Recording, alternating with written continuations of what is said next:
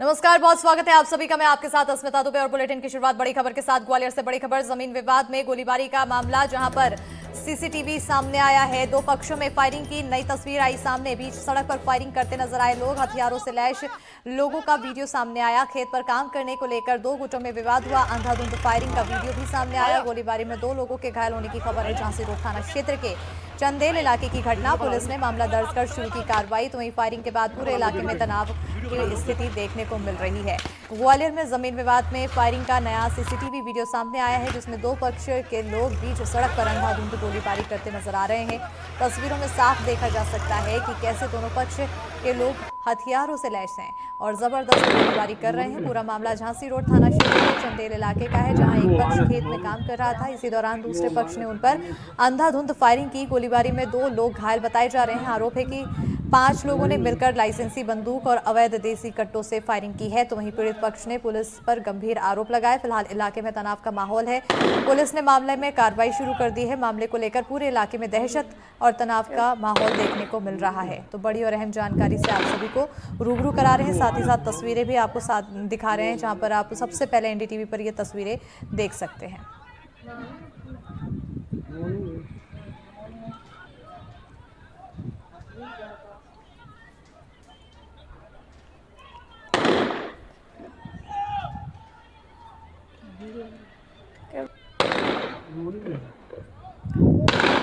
तो ग्वालियर से ये खबर है, जहां जमीन विवाद में फायरिंग का अब नया सीसीटीवी सामने आ चुका है। दो तस्वीरें हम दिखा रहे हैं। एक खेत की तस्वीर है, दूसरी तस्वीरों में जहां पर फायरिंग हुई है, जिसमें दो पक्ष के लोग बीच सड़क पर अंधाधुंध गोलीबारी करते नजर आ रहे हैं। ज्यादा जानकारी के साथ हमारे सहयोगी देव श्रीमाली जुड़ चुके हैं। सीधा रुख करेंगे सहयोगी की ओर। देव श्रीमाली, ये दोनों तस्वीरें हम अपने दर्शकों को लगातार दिखा रहे हैं। इन तस्वीरों से अंदाजा लगाया जा सकता है कि किस तरह से बदमाश बेखौफ हो रखे हैं। लोगों के बीच खौफ पैदा करने की कोशिश बदमाशों की तरफ से की जा रही है। बिल्कुल रश्मिता, देखो मैं इसमें दो बातें बताना चाहता हूँ कि ये दो घटनाएं हैं।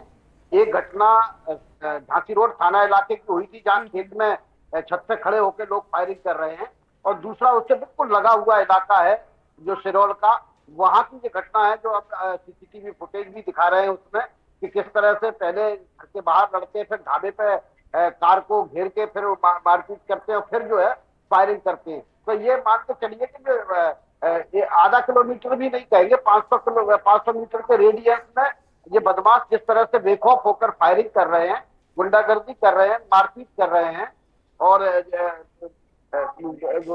गोलियां, दो लोगों को गोली भी लग चुकी है। तो इनका जो हौसला है वो इतना बुलंद है। और सबसे बड़ी बात यह है कि इन दोनों ही घटनाओं में अभी तक किसी भी व्यक्ति की कोई गिरफ्तारी नहीं हुई। बिल्कुल, अभी गिरफ्तारी नहीं हुई है, लेकिन कई तरह के सवाल पैदा हो रहे हैं। फिलहाल कार्रवाई क्या कुछ और की जा रही है? कितनी तेजी से कार्रवाई? अभी देखिए, यही दोनों मामलों में यही मामला है कि अभी थोड़ी देर पहले जब ये फुटेज हमको दिया था, तो उन लोगों का कहना भी यही था कि जिनमें जो झगड़ा हुआ था उसमें भी अगर हमने पुलिस को सूचना दी थी, लेकिन पुलिस ने हमारा कोई ध्यान नहीं दिया। अगर वो देते तो फिर ये रात को जिस तरह का जो ढाबे पर जो झगड़ा हुआ है जिया और साले के बीच में, ये गोलीबारी नहीं होती और ये घटना टल सकती थी।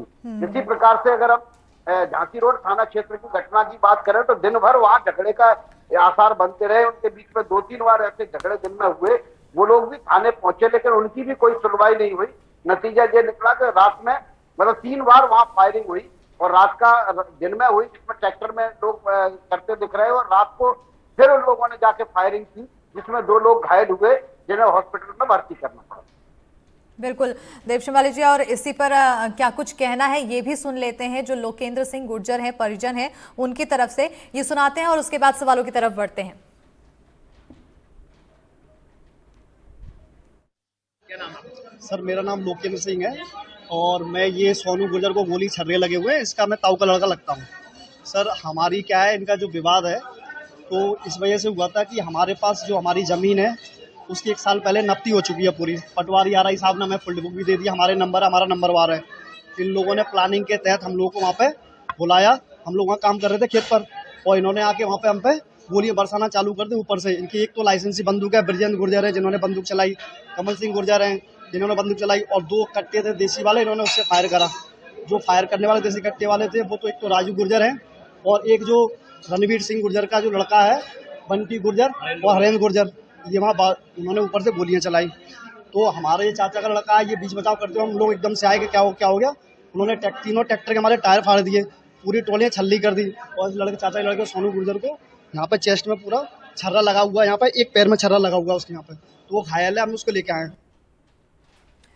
तो बहुत शुक्रिया देव शिमाली जी तमाम जानकारी देने के लिए, जहां पर अभी खुद ही परिजन की तरफ से बताया गया कि कैसे यहां पर बदमाशों की तरफ से फायरिंग की गई, दो पक्षों में यहां पर विवाद हुआ, जिसके बाद अब जांच जारी है।